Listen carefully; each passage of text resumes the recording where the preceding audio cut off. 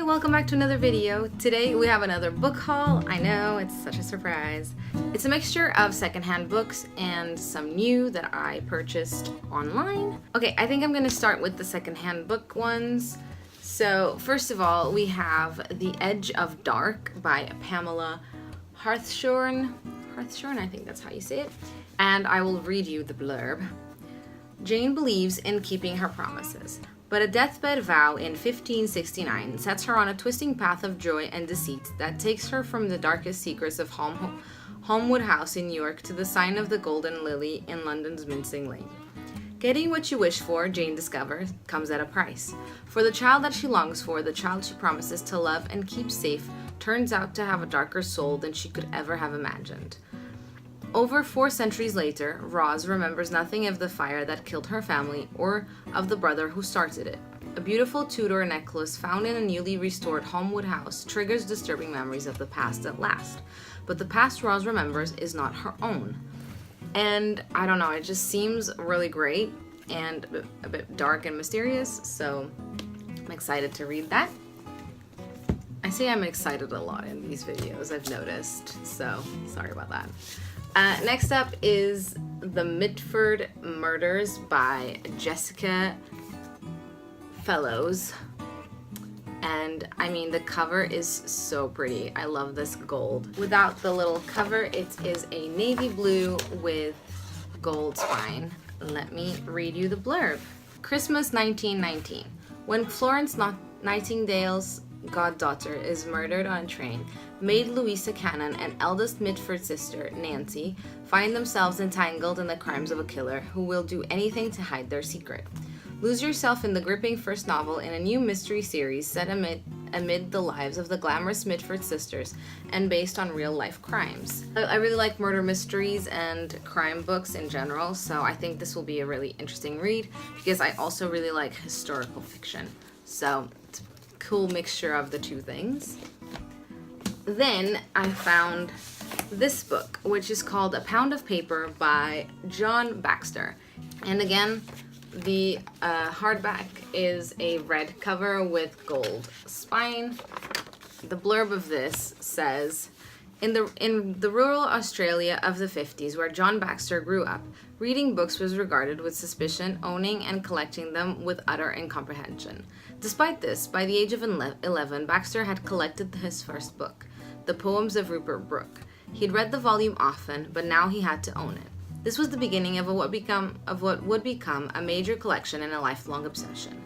His book hunting would take him all over the world, but his first real find was in London in 1978, when he spotted a rare copy of a Graham Greene children's book while browsing on a stall in Swiss Cottage. It was going for 5p. This would also, fortuitously, be the day when he first encountered one of the legends of the bookselling world, Martin Stone. At various times, pothead, international fugitive from justice, and professional rock musician, he would become John's mentor and friend. This brilliantly relatable and funny book, John Baxter brings us into contact with such literary greats as Graham Greene, Kingsley Amis, J.G. Ballard, and Ray Bradbury. But he also shows us how he penetrated the secret fraternity of runners or book scouts, sleuths who use bluff and guile to hunt down their quarry, and joined them in scouring junk shops, markets, auction rooms, and private homes for rarities.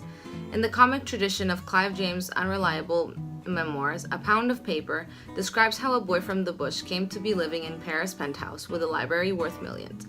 It also explores the exploding market in first editions. What treasures are lying unnoticed in your garage? I'm pretty sure it's a biography or like autobiographical book, but it seems really interesting. I also like collecting books and I'm really interested in books, so I think it'll be interesting for me to read, and it seems funny. The last book that I got at the charity shop is this one, and this is called War of the Roses, Bloodline, and I really like the cover, and it's by Con Igwidden. Igwidden? I don't know. I'm not really sure how you say that, but that person. And this is the third book in a series called War of the Roses. And it says here, Bloodline, the third gripping installment in the epic Wars of the Roses, in which the feud between two great families plunged England into a war that threatened to tear the country apart. Bloodline is the latest brilliant historical novel from Sunday Times bestselling author Con Iggulden. I don't have the other two, and I couldn't find them at the charity shop. I was so intrigued by this that I thought I would get it. It was only €1, so I thought I would get it and then find the other two online, hopefully. When you open it, there's a map here on the cover. And the cover itself is black with just gold lettering in the spine. And now we will move on to what I got online. I got it at a online bookstore called Wook, which I don't know if they sell any other place, but they're very popular in Portugal. And let's see, the first thing in here is The Man in the High Castle by Philip K. Dick.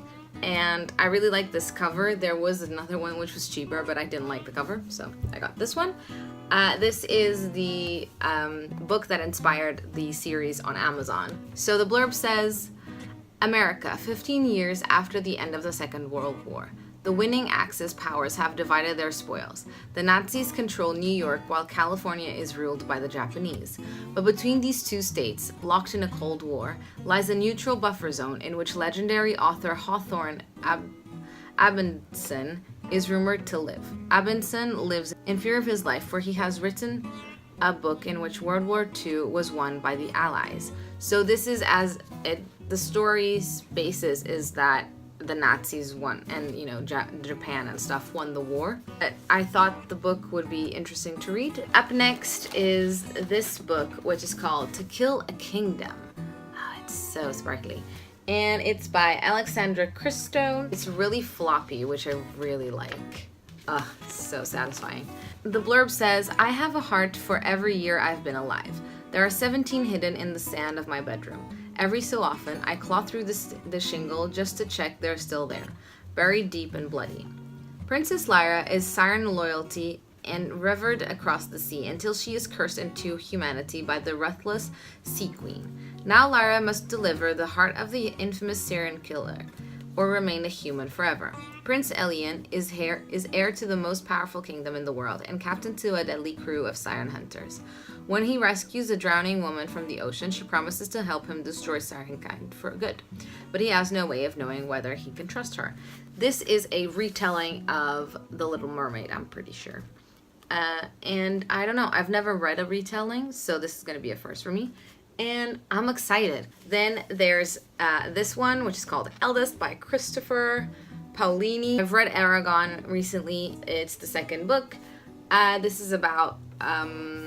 I don't want to read you the blurb because it sort of spoils what happened in Aragon if you haven't read it. But basically, it's this boy who finds a dragon egg and then he goes on to have epic adventures and things like that. So when the book ends, it's sort of stuff's happening and this is gonna tell me what happens next. So I'm really excited to read this to carry on in the adventure. And last but the most exciting thing is the special edition of Harry Potter and the Chamber of Secrets. It's the Hufflepuff edition and the cover is so pretty. On the side it says, what it is. At the back there's a Hufflepuff emblem and inside it's yellow and the margins are yellow and black. And the book itself, when it's naked, it's black with gold writing. Inside it has like extra Hufflepuff themed information. And it's really exciting. Yeah, and it has tons of like extra little Hufflepuff bits, which is really exciting. This beautiful book concludes the haul. I hope you enjoyed this video. If you did, leave it a like and comment. Tell me if you've read any of these. No spoilers, okay? But if you've read any of these, did you like them or not? And if you like my videos, you can consider subscribing to my channel. It would mean a lot to me. I would be very happy. I think that's everything for today. So I will see you in the next video. Bye!